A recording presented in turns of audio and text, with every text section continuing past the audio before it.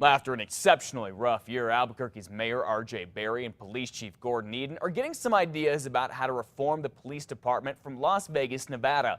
Las Vegas PD's leaders are talking about selling the idea of reform to officers here. According to today's Albuquerque Journal, Vegas officials outlined their struggle to get officers to buy into the idea of overhauling the department's use of force policies. That overhaul included how the department reviews police shootings and makes it easier for the public to get those reviews. Las Vegas PD was also under fire for its use of force and police shootings. However, unlike APD, the Vegas department never faced a Department of Justice investigation. Well, the Child Abuse Prevention Task Force investigating the death of Omari Varela is asking for more intensive training about child abuse for cadets for APD. The Albuquerque Journal reports the task force is recommending as many 40 officers be specially trained as care officers who deal with cases of abuse. The task force released a report showing there were multiple opportunities to intervene in the Omari case, but those opportunities were missed because some of the information was not shared between CYFD, Albuquerque Public Schools, the District Attorney's Office, and the Police Department. The task force was commissioned by Mayor R.J. Berry back in February after police say Omari's mom kicked him to death. Well, the state is now rethinking what law enforcement officers can keep inside their cars after one officer's gun, taser, and badge were stolen. It is unsettling to know that that equipment is out there and we don't know where it is or what's being done with it.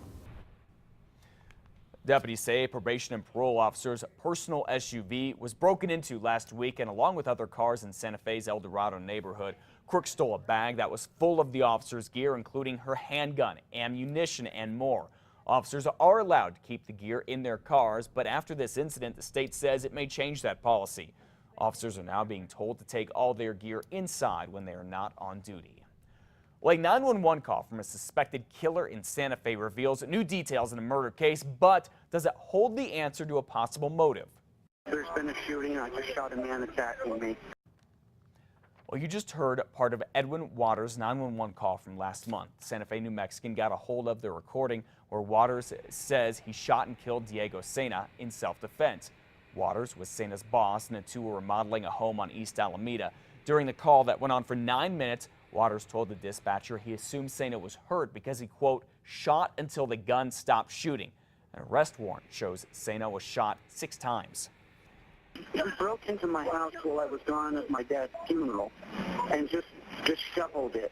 And he's been yelling at me all day from across the parking lot. And and he was been drinking with his friends.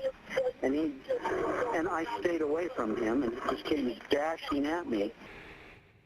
Waters was arrested after that. Police are still investigating and are asking anyone who may have heard or seen anything to give them a call. Well, 5:35 now. Staffing issues with the Albuquerque Fire Department are leaving some fire stations short-handed this morning. We have an attendance problem on certain days of the week. I'm limited sometimes financially on how much overtime I can continue to call. Firefighters say because of an overall shortage of firefighters, they are rarely able to get vacation when they'd like it, and sometimes have no choice but to call in sick. With a crackdown on overtime, the department cannot always fill the spots when somebody calls in. That's why on Sunday, AFD's fire chief says 5 engines were down 1 person each. They got the job done, but the situation has caught the attention of the city. You know, there's a budgetary problem. Come back to the Albuquerque City Council and let us deal with those issues. Don't put the department in jeopardy. Fire Chief David Downey, you heard from him earlier, says the department is already $3.5 million over budget. That's in overtime alone. He's hoping to come up with a solution sometime soon. Well, many parents will probably agree when you ask your kids, what'd you do at school today? Many probably won't give you much than a 1 or a 2-word answer. But a new website for Albuquerque Public Schools will give parents more access than they've ever had to information about how and what their kids are doing in school. The new site is for APS parents and students and will give them access to grades, attendance, and even a calendar to keep track of upcoming tests and assignments.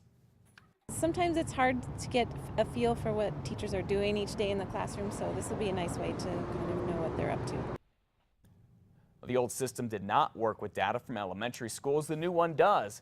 The old system also required that parents create a separate account for every child. Now they'll just need one username and password. For more information about it and to find out how to sign up, head to our website, krqe.com, and click on links. Well, some parents and coaches say a large youth football organization is putting kids at risk for getting hurt. There are nearly 3,000 kids playing football with New Mexico's Young American Football League, or what you commonly hear as YAFL. Players are 7 to 14 years old. They're broken up into age groups, and they must meet certain weight requirements. The players are weighed at the beginning of the season in May and never weighed again.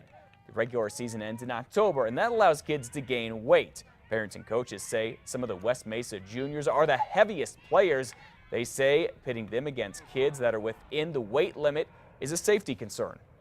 That when I take my team on the field and there are half a dozen of them or more that are as big as me, that there's something going on. Why not weigh them throughout the season, or at least once or twice during the season? It's tough to do. We have a difficult time just getting them in here in May to pick up their equipment to weigh in. You could bring the scale out to the game.